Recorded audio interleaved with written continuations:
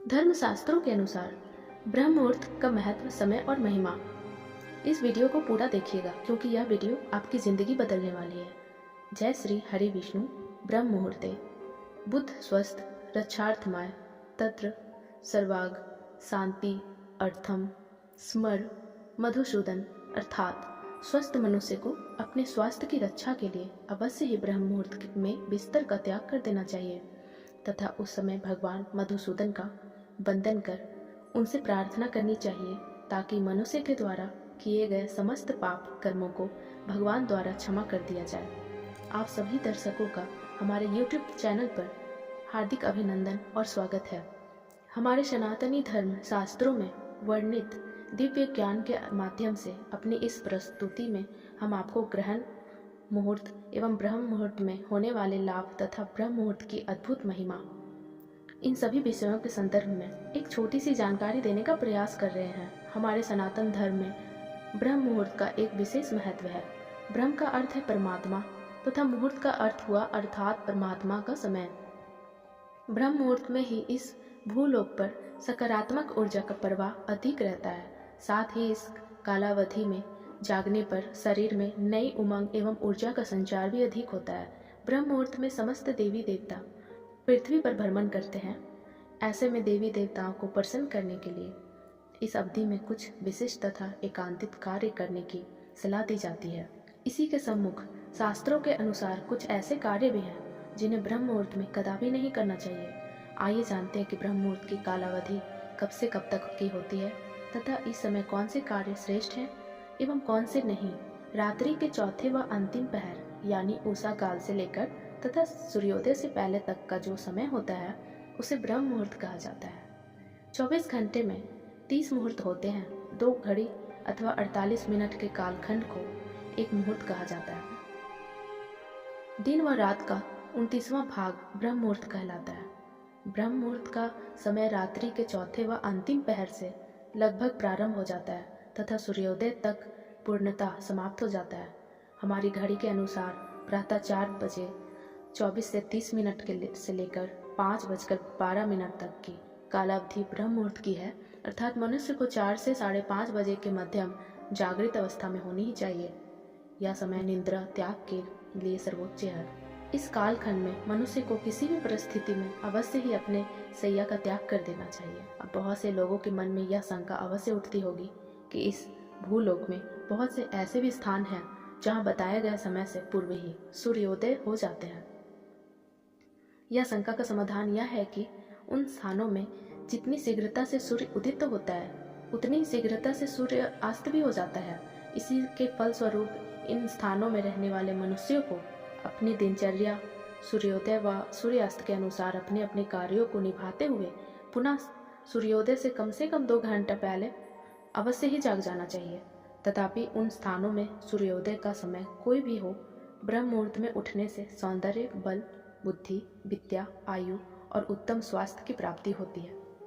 यह समय ग्रंथ रचना के लिए उत्तम माना गया है। ब्रह्म मुहूर्त में उठने से शरीर में शारीरिक बल एवं सहन शक्ति का निर्माण होने लगता है तथा साथ ही मानसिक तनाव, चिंता, अनिद्रा और निराशा जैसी विभिन्न मानसिक बीमारियां दूर होने लगती है। ब्रह्म मुहूर्त को अक्षय मुहूर्त भी कहा जाता है। इस मुहूर्त में किया गया कोई भी कार्य अवश्य सफल होने लगता है। पौराणिक काल में महान ऋषि मुनि व योगी जन ध्यान के लिए इसी समय का यथोचित मानते थे। आइए अब जानते हैं कि ब्रह्म मुहूर्त में हमें कौन से कार्य विशेष रूप से करने चाहिए एवं कौन से नहीं। वेदों के अनुसार इस समय उठते ही शौच व स्नान आदि करके यह 4 कार्य अवश्य कर ले। पहला है प्रभु बंदन, दूसरा ध्यान, तीसरा प्रार्थना और चौथा स्वाध्याय। वैदिक रीति से किया गया प्रभु बंदन सबसे उचित होता है। उसके बाद ध्यान एवं फिर प्रार्थना करें। विद्यार्थी वर्ग को प्रभु का वंदन करके अध्ययन आरंभ कर लेना चाहिए। यह समय स्वाध्याय के लिए सर्वश्रेष्ठ माना गया है। ब्रह्म मुहूर्त के दौरान नकारात्मक विचार, बहस, वार्तालाप, संभोग, नींद, भोजन, यात्रा, किसी भी प्रकार का शोर आदि ऐसे अनुचित कार्य भूलकर भी न करें, क्योंकि इस कालावधि में देवी देवता एवं पितृगण हमारे इर्द गिर्द विचरण करते रहते हैं तथा ऐसे कार्यों से नकारात्मकता का दुष्प्रभाव होने लगता है। यह भी देखा गया है कि अधिकांश लोग इस समय जोर जोर से आरती व पूजा पाठ इत्यादि करते हैं। कुछ तो इस समय हवन आदि क्रियाएं संपन्न करने लगते हैं। यह सर्वथा अनुचित है। इससे वे खुद और दूसरों को संकट में डाल देते हैं। विद्वान मनुष्य को चाहिए कि वे ऐसे लोगों से दूरी बनाए रखे। पुराणों के अनुसार इस समय की निद्रा ब्रह्म मुहूर्त के पुण्य का नाश करने वाली होती है। अतः इस समय सोना शास्त्रों में निषिद्ध माना गया है। अष्टांग हृदय के अनुसार केवल स्वस्थ मनुष्य को ही ब्रह्म मुहूर्त में जागना चाहिए, किंतु ग्रंथों में गर्भवती महिला, बच्चे, वृद्ध लोग एवं किसी भी शारीरिक और मानसिक रोग से पीड़ित लोगों को ब्रह्म मुहूर्त में उठने का कोई प्रतिबंध नहीं है एवं वे भी ब्रह्म मुहूर्त में जागकर इस समय का संपूर्ण लाभ प्राप्त कर सकते हैं।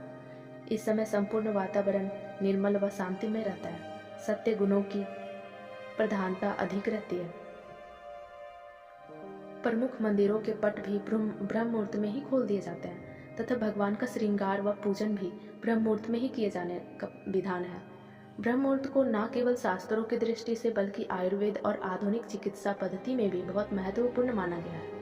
वैज्ञानिक शोधों से ज्ञात हुआ है कि ब्रह्म मुहूर्त में वायुमंडल प्रदूषित रहित होता है एवं इस समय वायुमंडल में ऑक्सीजन अर्थात प्राण वायु की मात्रा सबसे अधिक व शुद्ध होती है, जो कि फेफड़े की शुद्धि के लिए भी बहुत महत्वपूर्ण है। शुद्ध वायु मिलने से मन मस्तिष्क भी स्वस्थ रहता है तथा तरोताजगी व फुर्ती भी बनी रहती है। आयुर्वेद के अनुसार इस समय बहने वाली वायु को अमृत तुल्य कहा गया है।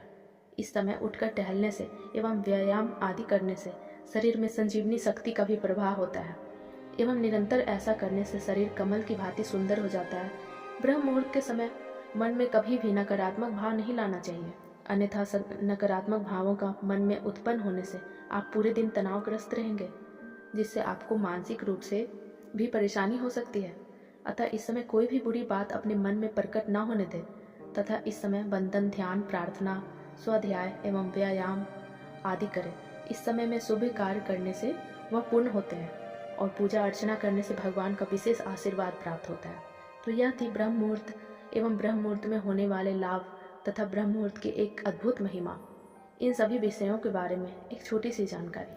हम आशा करते हैं कि आपको यह जानकारी अच्छी लगी होगी। अगर अच्छी लगी हो तो वीडियो को लाइक करें और हमारे चैनल को सब्सक्राइब करने की कष्ट करें। और अगली प्रस्तुति में हम आपको एक नई जानकारी देने का प्रयास करेंगे। आपका बहुत बहुत धन्यवाद।